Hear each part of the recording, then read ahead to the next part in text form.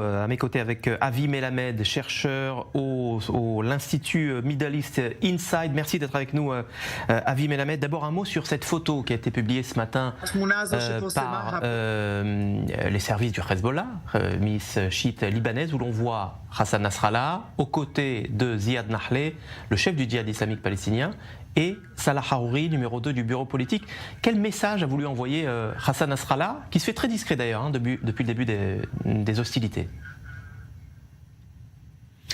Oui, c'est très important. Il faut bien comprendre la situation. Le Hezbollah, le Hamas, le djihad islamique, qui sont tous partis du système iranien, en fait, sont dans un système qui est censé créer une menace stratégique contre Israël. Une des choses centrales qui sont dites dans la région, c'est la conception qu'on appelle Moshtat el-Hasar, qui veut dire en fait la réunion de tous les fronts, de toutes les arènes. C'est un concept qui veut dire que quand il y a une guerre entre Israël, comme par exemple entre Israël, le Hamas à Gaza, le Hezbollah se joint à la guerre avec toutes ses forces. Aujourd'hui, nous sommes depuis 20 guerres en guerre et le Hezbollah ne se joint pas à la guerre avec toutes ses forces. Ce que je vois dans la réunion de ce matin, c'est la chose suivante. Ziad el-Nakhlali du djihad et Salah Harouri du Hamas rencontrent Nasrallah et ils ont une question. Où êtes-vous? Pourquoi vous ne vous joignez pas à la guerre jusqu'à présent? Et la réponse de Nasrallah, à mon avis, est l'évitement. Pourquoi? Parce que l'Iran et le Hezbollah sont dans un dilemme important. Se joindre ou pas à la guerre, ce qui mettrait en danger le Hezbollah, ou renoncer au djihad et au Hamas et renoncer à leur base à Gaza. C'est ça le dilemme. La pression du Hamas et du djihad va croissante et c'est ce qu'ils viennent dire à Nasrallah et au Hezbollah. Pour l'instant, il semblerait que les Iraniens ne changent pas de tactique et n'ont pas encore décidé vers où ils vont avec ça. Un mot à Avi Melamed sur l'énigme Hassan Nasrallah, qui est toujours prompt à prendre la parole. On sait que c'est un grand rhétoricien et qu'il apparaît, et qu'il fait des discours généralement très fréquents en période de guerre surtout. Comment expliquer qu'il n'apparaisse plus sur les écrans, sous les radars? Il a simplement fait référence au conflit par une lettre manuscrite écrite de sa propre main. Écoutez, ce qu'il a fait jusqu'à présent, il a envoyé des gens de deuxième niveau pour faire des déclarations très générales et peu claires. Nasrallah s'est construit autour de toute cette histoire de la résistance. Et en fait, il savait construire son symbole comme un manipulateur des masses. Mais au fil du temps, dans le monde arabe, la haine contre Nasrallah va croissante. Et Nasrallah en est conscient, mais il est aussi conscient du fait que si maintenant il intervient dans la guerre avec Israël, cela signifie que c'est la fin du Liban.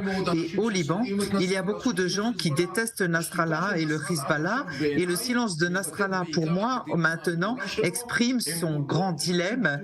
Ils ne savent pas exactement quoi faire avec la situation. Et c'est un dilemme qui va croissant au fil de la destruction de Gaza. Et le Hamas va être détruit. Et donc Nasrallah est en plein dilemme et ils ne savent pas encore vraiment quoi faire en réalité. Vous restez avec nous, Avi Melamed, évidemment, pour discuter, nous aider à mieux comprendre aussi quel est le rôle de l'Iran dans ce conflit entre Israël et le Hamas avec ses supplétifs, notamment au Yémen. Mais avant cela, on va prendre la direction du sud où nous attend notre reporter Maël Benoliel. Alors la sirène d'alerte vient de retentir dans le nord d'Israël, d'Aliat El-Karmen, localité druze, près de Haïfa. Mais dans le sud, c'est ce matin que l'alerte à la roquette a encore retenti.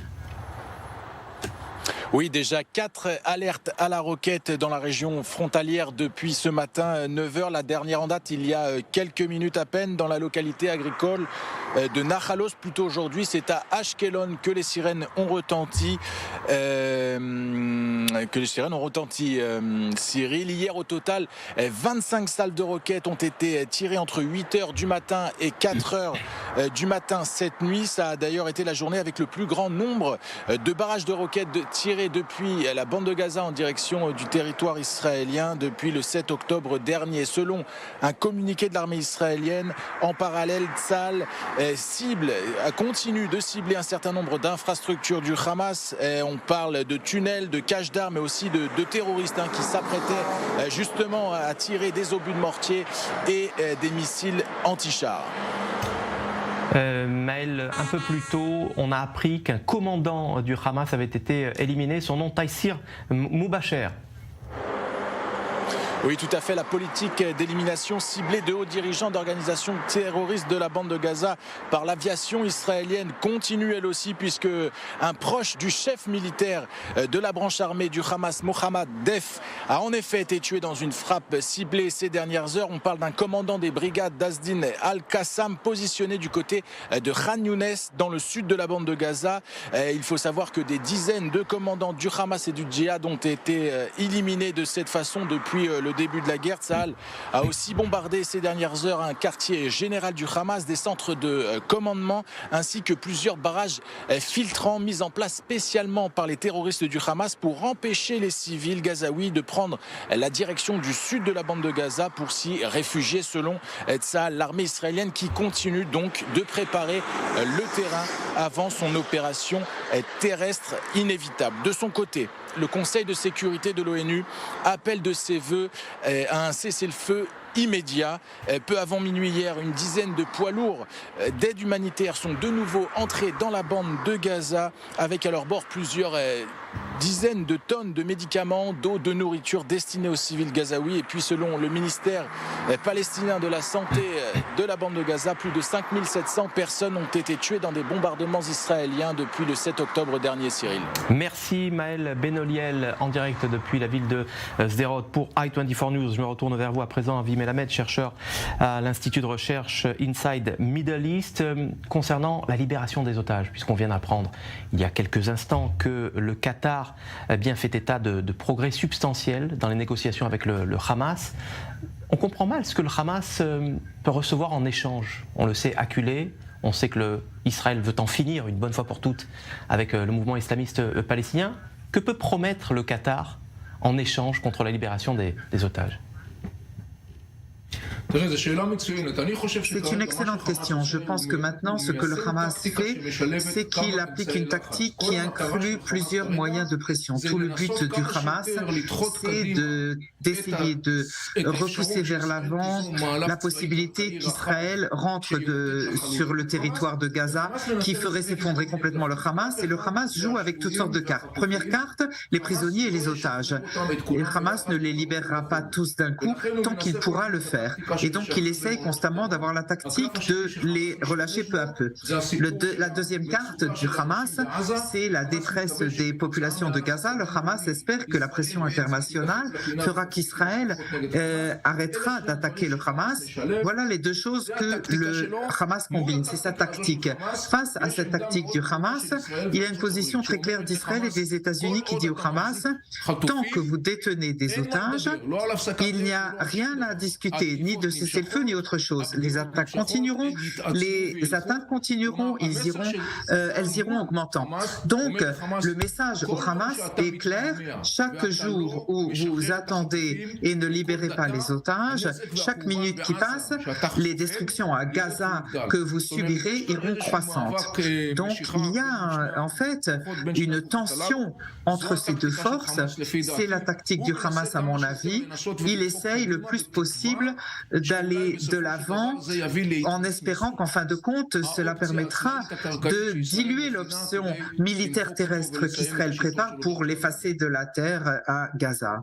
Merci Avi Melamed, vous restez avec nous sur ce plateau pour commenter le reste de l'actualité. La semaine dernière, on vous annonçait que le destroyer américain USS Carey positionné en mer Rouge avait intercepté plusieurs missiles de croisière tirés par les rebelles Houthis du Yémen. On sait désormais qu'il y avait 4 missiles de croisière et plus d'une trentaine de drones qui visiblement étaient ou visaient Israël, et on a appris que l'Arabie Saoudite avait intercepté l'un de ces missiles. On regarde ça avec Olivier Abekassis.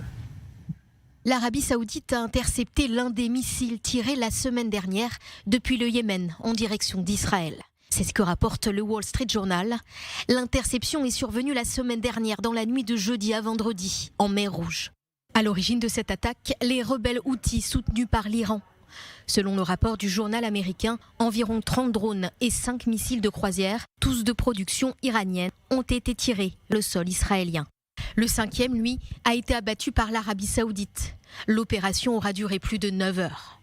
L'Iran semble activer ses autres proxys dans la région face à Israël et à son allié américain. En effet, ces interceptions interviennent dans un contexte de crainte accrue par Washington d'une implication directe de Téhéran dans le conflit entre Israël et le Hamas. Le guide suprême de l'Iran, Ali Khamenei, a été très clair. Vous ne voulez pas d'une guerre régionale, mais vous l'obtiendrez si vous n'arrêtez pas Israël. Dans le même temps, en Irak, plusieurs attaques de drones contre les forces américaines et la coalition internationale dans le pays ont été déjouées.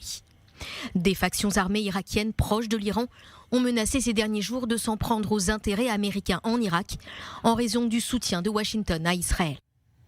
Avi Melamed, on comprend aisément pourquoi les États-Unis se tiennent aux côtés d'Israël dans cet effort de soutien défensif à Israël. On comprend mal pourquoi l'Arabie Saoudite a intercepté un missile de croisière des rebelles houthis, parce qu'ils visaient son territoire ou parce qu'on est déjà dans cette guerre régionale qui va opposer l'axe israélo-sunnite à l'Iran et à ses soutiens. Écoutez, en fait, ça fait un certain temps qu'on est dans un cycle de violence où l'Iran et son régime sont une menace croissante pour Israël et des grands pays du Proche-Orient. Le régime iranien a attaqué directement, je le rappelle, l'Arabie Saoudite avec des drones, des missiles, des roquettes. Les attaques des Houthis contre l'Arabie Saoudite et le Bahreïn et les Émirats continuent. On est déjà en fait dans un nouveau chapitre de cette histoire qui se poursuit de la menace iranienne qui va croissant sur le Proche-Orient. Les pays du Golfe arabe comprennent de plus en plus la gravité de la menace iranienne. Il y a maintenant la présence militaire américaine au Proche-Orient qui maintenant peut être un élément qui change la situation, qui peut permettre de dissuader le régime iranien. Et ça, c'est essentiel dans la région. La question est de savoir si en fin de compte, le régime iranien sera dissuadé et affaibli en fin de compte, ou bien s'il sera renforcé. Et cela dépend d'abord et avant tout des résultats de la guerre contre le Hamas à Gaza. Si Israël détruit le régime du Hamas à Gaza, ce sera un coup très dur pour le régime iranien. Et cela empêchera ses plans. Si Israël ne détruit pas le Hamas à Gaza, ce sera alors un résultat positif pour le régime iranien avec toutes ses conséquences, et c'est à cela qu'il faudra faire attention. C'est un secret de polichinelle. Israël et l'Arabie Saoudite étaient sur le point de normaliser leurs relations. On a eu une déclaration saoudienne au tout début de la guerre qui annonçait vouloir suspendre ces efforts de normalisation. Est-ce qu'au lendemain de la guerre, quelle qu'en soit l'issue, on peut imaginer que Jérusalem et Riyad reprennent leurs discussions? À mon avis, et oui. La réponse est oui, parce que l'Arabie Saoudite, sur le long terme, veut une coopération régionale avec les éléments qui peuvent les aider à se mesurer à la menace iranienne. Souvenons-nous que l'accord saoudien-iranien avec l'intermédiaire chinois, ce n'est pas une lune de miel entre les deux. Ils ont un problème, les Saoudiens, avec les Iraniens. Ils savent qu'ils ne changeront pas leur agressivité au Proche-Orient. Ils savent que les Iraniens considèrent l'Arabie Saoudite comme un ennemi qu'il faudra détruire ou traité, et donc les Saoudiens continuent à chercher les partenariats stratégiques. En plus, il y a les États-Unis, et là c'est une épreuve très importante pour les États-Unis au niveau mondial. Les États-Unis sur ce plan doivent être très clairs comme élément qui n'hésite pas à utiliser sa force militaire, le cas échéant si nécessaire, pour envoyer un message à tous ceux qui essayent de menacer les intérêts américains. Entre autres, à ce propos, la coopération stratégique entre les États-Unis et les alliés centraux au Proche-Orient comme Israël et l'Arabie Saoudite. Et de ce point de vue, l'épisode que nous vivons maintenant, le point que nous vivons actuellement, c'est un point essentiel pour voir ce que fera l'administration américaine. D'après ce que je vois jusqu'à présent, l'administration américaine comprend très bien la situation et nous le voyons soutenu par son déploiement militaire sur le terrain et ses messages très clairs aux Iraniens et au Hezbollah. N'intervenez pas. Merci Avi Melamed. On va tout de suite prendre la direction du nord d'Israël, à la frontière israélo-libanaise, où nous entend Ava Merji, notre reporter. Ava, on l'a montré tout à l'heure, cette image très forte du sommet de la terreur à Beyrouth entre Hassan Nasrallah, Salah al-Harouri et Ziad Nahaleh, chef du djihad islamique palestinien, alors que ce matin même, Israël a déjoué une nouvelle attaque sur le mont Dov, côté libanais. Oui, des attaques incessantes depuis le Liban. Au moment même, il y a quelques minutes, encore des tirs de missiles anti-chars sur la région d'Avivim, le long de cette frontière avec le Liban. Tsahal réplique en ce moment même par des tirs d'artillerie. L'armée israélienne a déjà visé ce matin deux cellules terroristes qui tentaient de mener des attaques contre des positions de Tsahal du côté du Mont Dov et du côté de Zarit. Des incidents qui se suivent de plus en plus nombreux et fréquents. Il y a quelques minutes, c'est l'alerte, la sirène d'alerte qui s'est déclenchée du côté de la ville druze de Daliat al-Karmel, à 20 km de Haïfa, donc ici dans le nord. Le Magen David Adom dit que pour l'instant il n'y a pas d'impact ni blessé signalé. Il s'agirait d'un missile de longue portée. Tsahal confirme à l'instant un missile de longue portée tiré depuis le centre de la bande de Gaza. Cette nuit, on a vu Tsahal qui a riposté à des tirs en Syrie, qui ont tué 8 soldats de l'armée syrienne. Donc une frontière qui n'est pas calme, on peut le dire aujourd'hui. Plus les jours passent, plus la fréquence des incidents se multiplie ici à la frontière nord.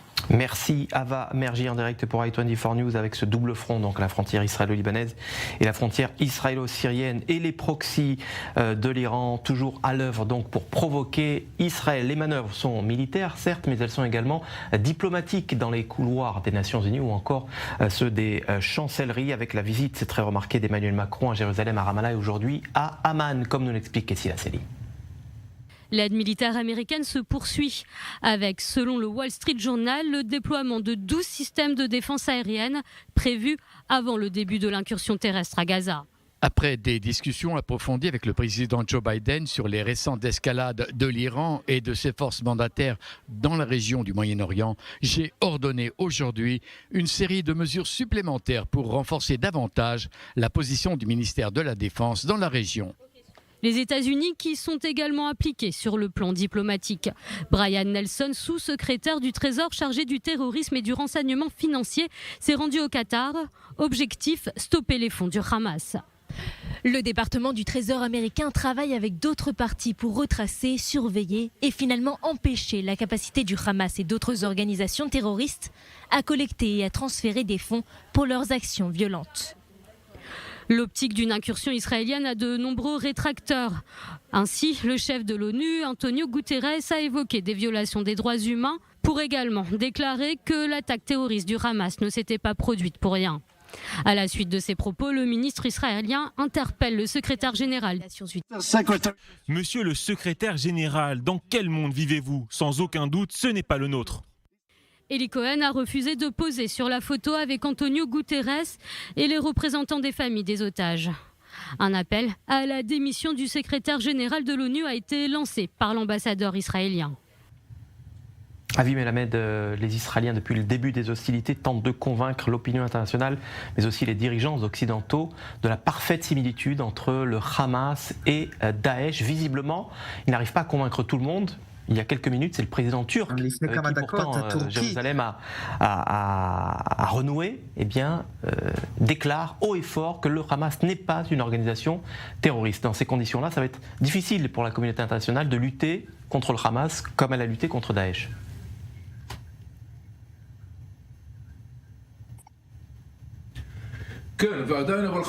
Oui, mais il est encore important de souligner qu'en effet, le Hamas et Daesh sont deux organisations distinctes, mais ils ont quelques dénominateurs communs. Le premier dénominateur commun, c'est qu'ils veulent détruire un peuple. Leur deuxième dénominateur commun, c'est qu'ils veulent créer un califat islamique mondial. Le dénominateur suivant, c'est qu'ils ont une haine absolue des Juifs et d'ailleurs aussi des chrétiens. En Occident, dans de nombreux cercles occidentaux, il y a une image image très romantique du Hamas, comme s'il était un combattant de la liberté pour libérer les Palestiniens, etc. C'est un masque qui est tombé le 7 octobre, quand ils ont vu les horreurs commises par le Hamas. Et pourtant, c'est encore vrai. Il y a encore des cercles intellectuels, politiques, dans la presse en Occident, qui continuent à parler de ce narratif qui est totalement distordu. Nous devons constamment clarifier le message qui est très évident. Le Hamas, c'est Daesh, ISIS, et le Hamas sur la frontière d'Israël, après les horreurs qu'il a commises, aucun pays au monde ne pourrait accepter cela. S'il y a une coalition ou pas contre le Hamas, je pense que l'intérêt israélien, c'est de dire au monde, cette réalité qui a été créée à Gaza va changer de bout en bout. Ceux qui se joignent à nous sont du bon côté de l'histoire, ceux qui ne sont pas avec nous sont du mauvais côté de l'histoire. Merci Avi Melamed, chercheur au centre de recherche Inside Middle East, d'avoir été avec nous en direct sur i24 News. Je me tourne à présent vers vous, Maurice Ifergan. Il nous reste quelques minutes pour évoquer cet entretien à la CNN de la reine de Jordanie, Rania, qui n'a pas été avec le dos de la cuillère pour qualifier les actions d'Israël dans la bande de Gaza. Oui, mais ce qui est choquant et énervant, c'est que la reine de Jordanie continue d'affirmer, finalement, de chercher cette équivalence entre les violences du Hamas du 7 octobre et les violences dans la bande de Gaza suite au bombardement israélien. La reine a posé la question, est-ce que c'est mal de tuer une famille, mais est-ce que c'est bien de tuer des gens jusqu'à la mort dans des bombardements? Et donc la question de l'équivalence est là, elle est posée, elle dit que le monde occidental est déçu, est choqué par la position occidentale qui finalement utilise la politique du 2 poids 2 mesures, finalement comprend les atrocités du 7 octobre, mais ne vient pas réclamer, exiger un cessez-le-feu immédiat pour arrêter ce massacre dans la bande de Gaza. Alors vous voyez que c'est révoltant, mais c'est encore plus révoltant, c'est que finalement ce référent à la déclaration du président des États-Unis, Joe Biden, en visite en Israël, où il avait affirmé qu'on lui avait présenté des photos d'enfants décapités, la reine a tout simplement déclaré « Nous n'avons aucune preuve de cela ». Alors je vous passe simplement les commentaires sur cette question, mais aujourd'hui dans la chaîne de télévision CBS, le porte-parole de l'armée israélienne vient de publier des documents trouvés sur un terroriste du Hamas qui a perpétré l'opération, où il est dit qu'il faut couper la tête de ces juifs, leur enlever le cœur et le foie. Vous voyez qu'il n'y a que comme ça, il dit, qu'on pourra se débarrasser de cette plaie. Merci Maurice Ifergan pour cette analyse. C'est la fin de ce journal. Merci d'avoir suivi. Restez connectés sur l'appli i24 News ainsi que sur le site internet www.i24news.tv.